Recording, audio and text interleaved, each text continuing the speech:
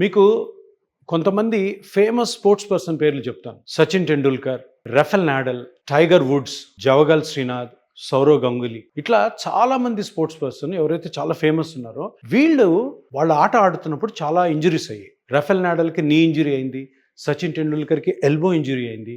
So వీళ్ళందరూ కూడాను ఎందుకు ఇంజరీస్ అవుతాయంటే వీళ్ళు ఒక 20 ఇయర్స్ వాళ్ళ కెరియర్లో వాళ్ళ బాడీ పార్ట్స్, వాళ్ళ జాయింట్స్ని విపరీతంగా వాడేస్తారు. 15 ఇయర్స్లో స్టార్ట్ చేస్తారు గేమ్స్.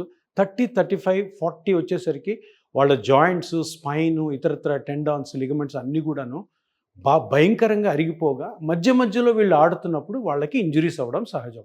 ఈ పెద్ద పెద్ద ప్లేయర్స్ అందరూ కూడాను వాళ్ళ ఇంజరీస్ని ఎలాగ పరిష్కరించుకున్నారో మీకు తెలుసా? వీళ్ళందరూ కూడా తీసుకున్న ట్రీట్మెంట్ వాళ్ళ జాయింట్స్కి కానీ లిగమెంట్స్కి కానీ ప్లాస్మా థెరపీ.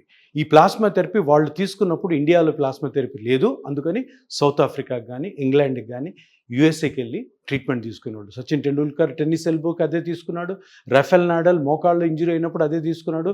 టైగర్ వుడ్స్ కూడాను టెన్నిస్ ఎల్బో వచ్చినప్పుడు సేమ్ ట్రీట్మెంట్ తీసుకున్నాడు. సో ప్లాస్మా థెరపీ ఎప్పటి నుంచో స్పోర్ట్స్ ఇంజరీస్కి ది బెస్ట్ ట్రీట్మెంట్ అని మీరు అందరూ తెలుసుకోవాలి.